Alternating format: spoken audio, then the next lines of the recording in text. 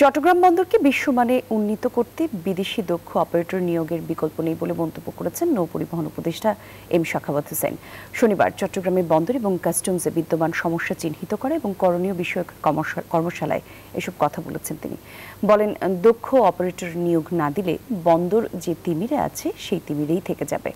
এ সময় আমদানি রপ্তানিবাহী জাহাজের নাইট নেভিগেশন চালু এবং ঢাকায় কমলাপুর আইসিডিতে কন্টেইনার পরিবহনের ক্ষেত্রে রেলওয়ে সক্ষমতা বাড়ানো সহ বেশ কিছু সুপারিশ তুলে ধরেন কর্মশালায় অংশগ্রহণকারীরা।